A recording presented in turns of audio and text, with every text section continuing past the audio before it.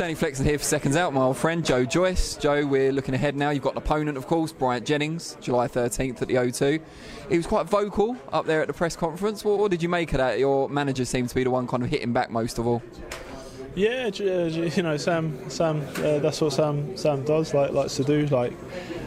Yeah, he's quite vocal, but I don't know. You don't do the talk. You do the talking in the ring, and I mean, it's a good test, man. He's a good fighter, and I think it will.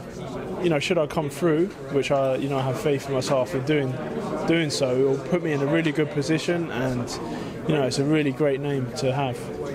Is it refreshing for you to have someone actually coming for you, someone who wants to beat you rather than fighters avoiding you? Yeah, it's definitely it's good, and it's well in advance. We've still got 6 weeks to go, so can really look at his past performances and dissect it, and work on a game plan and practice some of the stuff in the ring. It's quite a slick in the training ring. Yeah, well, yeah, no, I knew you meant. He's quite a slick fighter. A lot of people seeing some of your previous fights would say that's a bad style match for you, a mover, someone who's quite slick on the inside. How do you feel about that? And is training now with Adam Booth going to be a big help in that regard?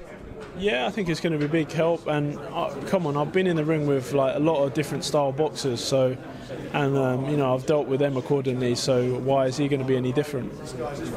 He might say because he's a certain level that you haven't experienced before, except maybe with Stavern, who after he felt your power went into his shell a little bit.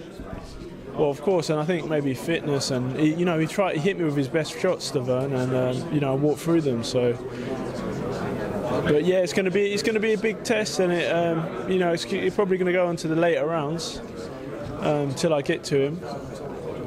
And he's very experienced and shared the ring with Klitschko and Rivas, who's fighting soon, Ortiz soon. Yeah, so it's a big step up, and it's going in the direction where I want to go. So, and it's really going to boost me up into more credible fights.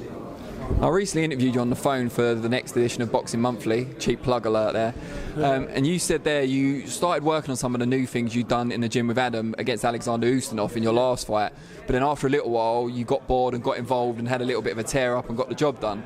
Can we expect to see more discipline and more sticking to that Adam Booth style game plan against Jennings, providing it goes past 3 rounds? Well, I didn't have that much time with him, but it shows that I'm quite flexible and I can pick up things quickly. So, I thought I'd try it out there, but it's going to be,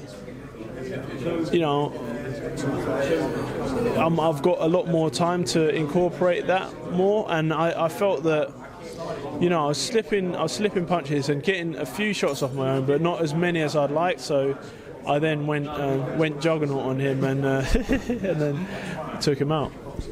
Who have you been sparring for, Jennings, or who will you be sparring if you haven't started sparring yet?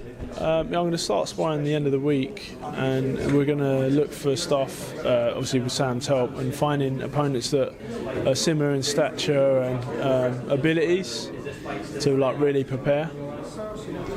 And you said winning, if you come through well and you look good, of course, it will lead to put you in a very good position. What sort of position is that? I mean, is the Char fight likely to happen this year, for example?